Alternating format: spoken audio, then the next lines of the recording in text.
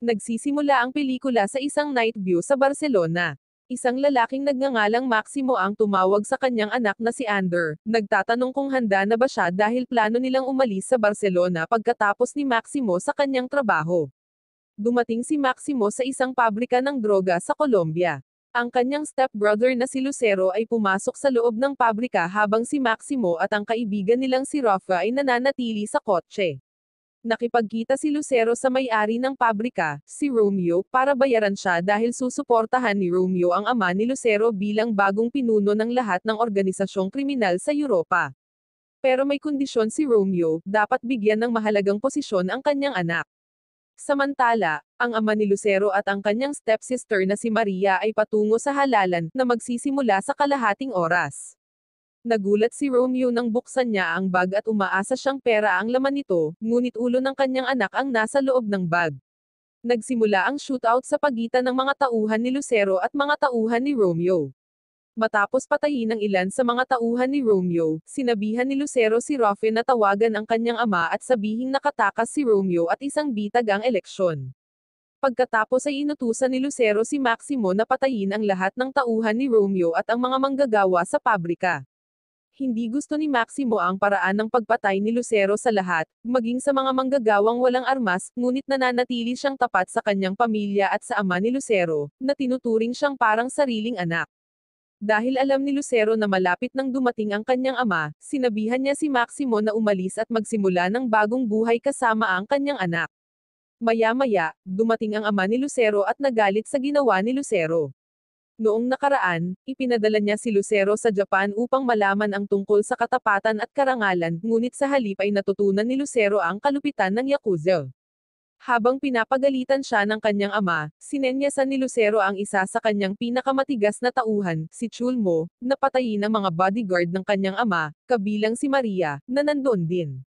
Nakatakas si Maria bago siya mapatay ng mga tauhan ni Lucero. Tinutukan ni Lucero ng baril ang kanyang ama, nagpaplanong patayin siya at pumalit sa kanyang lugar bilang pinuno. Bago gawin ito, ipinahayag ni Lucero ang kanyang pagkamuhi dahil mahal ng kanyang ama sina Maria at Maximo, na mga ampon lamang, kaysa sa kanya, na ang kanyang biological na anak. Tinanong ni Lucero ang kanyang ama kung saan niya gustong mamatay sa ulo ba o sa puso, at ang kanyang ama ay tumugon na sa ulo.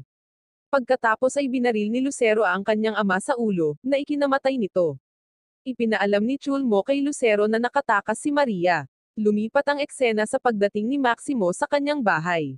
Niyakap niya ng mahigpit ang anak at inabot ang isang susi sa yaya. Lingid sa kaalaman ni Maximo, binigay ng yaya ang susi sa isang misteryosong lalaki kapalit ng pera. Habang tumutugtog si Ander ng kanyang gitara, may napansin siyang pumasok.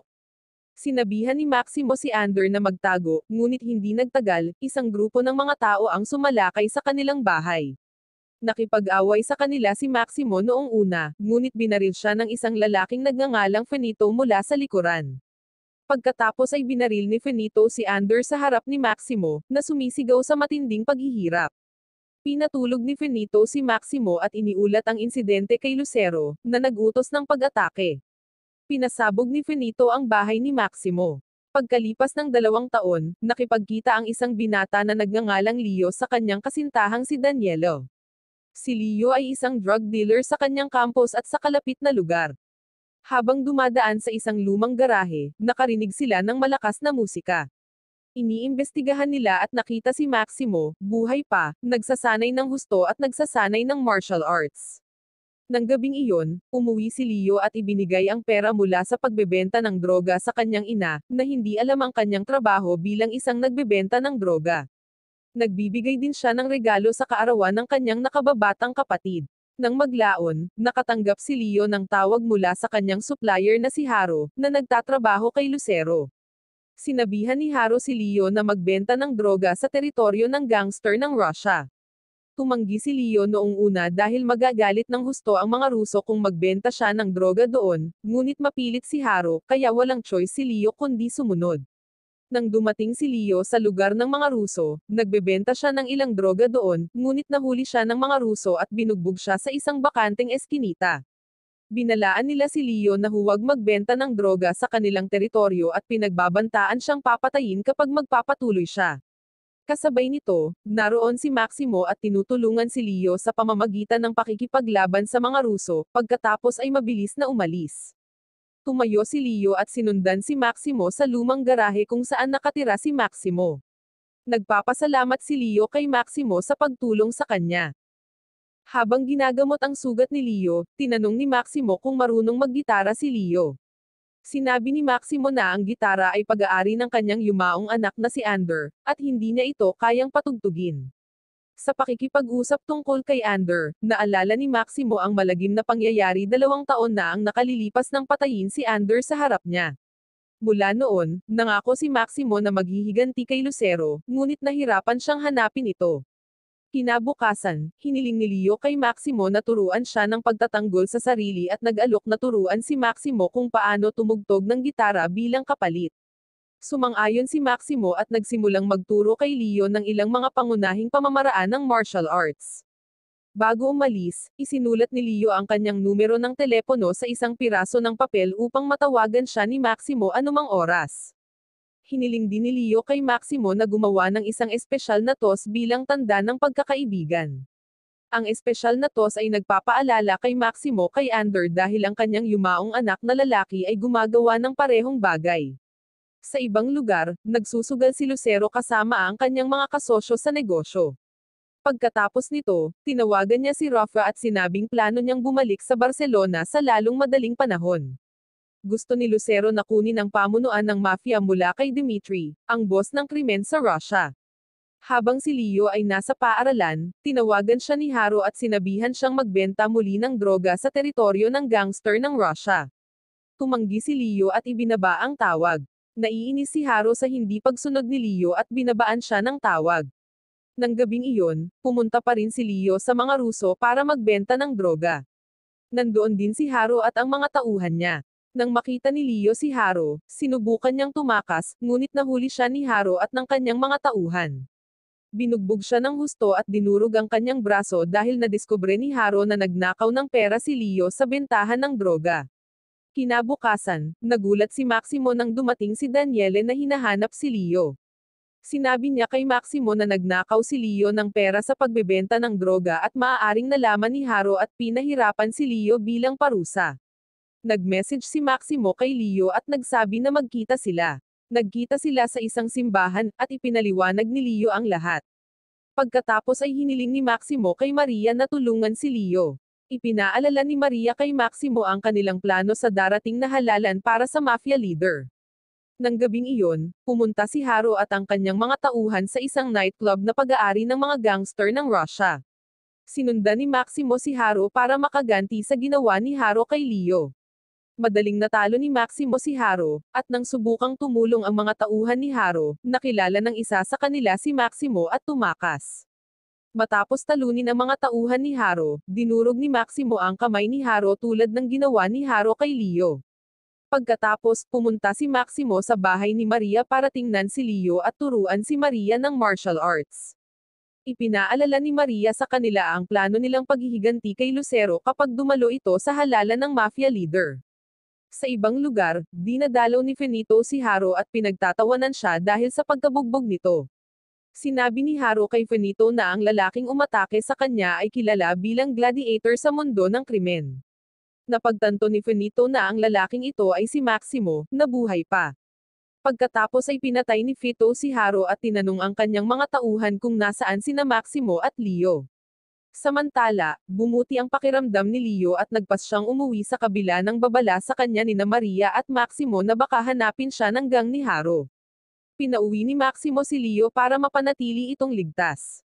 Pagdating nila, laking gulat ni Leo nang makitang patay na ang kanyang nakababatang kapatid, ina, at lolo na puno ng dugo. Nandoon na si Finito at ang mga tauhan niya. Nang malapit na nilang patayin si Leo, sumabog si Maximo at iniligtas siya. Matindi ang pakikipaglaban ni Maximo kay Finito at sa kanyang mga tauhan. Nakatakas si Finito nang barilin siya ng galit na si Leo. Pagkatapos ay ibinalik ni Maximo si Leo sa bahay ni Maria. Habang ginagamot ni Maria ang kanyang sugat, sinabi ni Maximo sa kanya na alam ni Finito na buhay pa siya, na ikinagalit ni Maria dahil naputol ang kanilang planong paghihiganti. Sinisikap ni Maria na aliwin ng isang nasirang Leo, na sinisisi ang kanyang sarili sa pagkamatay ng kanyang pamilya. Galit na galit si Leo kaya nagkulong siya sa kanyang kwarto. Nang bumalik si Maximo sa kanyang garahe, tumawag si Maria at binalaan siya na darating ang mga tauhan ni Finito. Naghahanda si Maximo na harapin sila. Gamit ang kanyang kakayahan sa pakikipaglaban at karanasan bilang isang hitman, natalo ni Maximo ang mga tauhan ni Finito ng mag-isa. Pagkatapos, binigyan ni Maria si Maximo ng impormasyon tungkol sa isang lalaking nagngangalang Arquiza, na namamahala sa money laundering ni Lucero sa isang nightclub na tinatawag na Seven Rain. Pagdating sa Seven Rain, hinarang si Maximo ng mga gwardya dahil sarado ang lugar.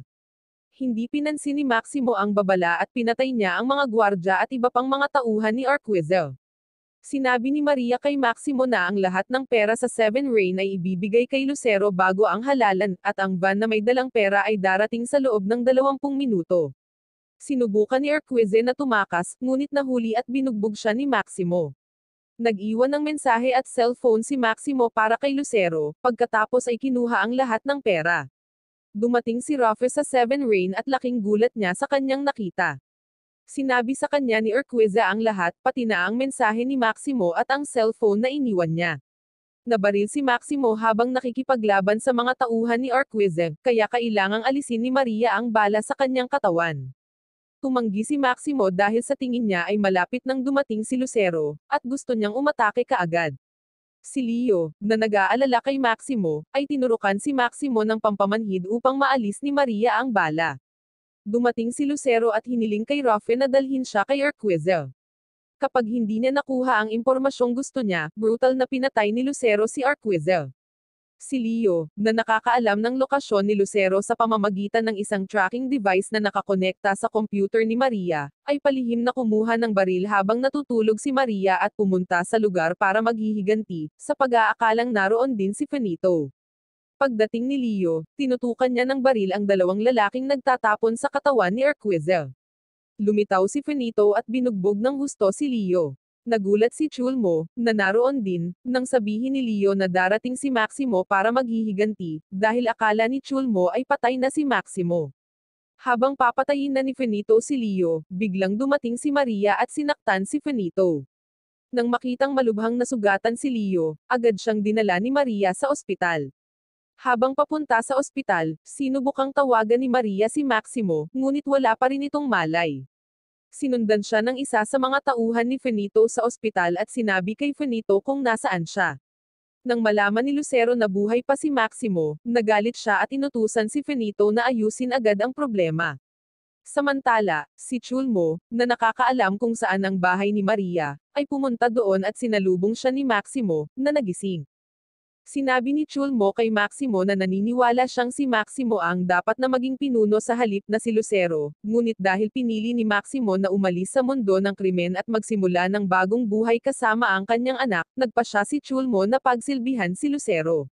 Matindi ang laban ni Maximo at Chulmo dahil pareho silang martial arts expert. Tinanong ni Maximo si Chulmo kung nasaan si Lucero. Kapag may sinabi si Chulmo na ikinagalit niya, sinaksak ni Maximo si Chulo hanggang sa mamatay.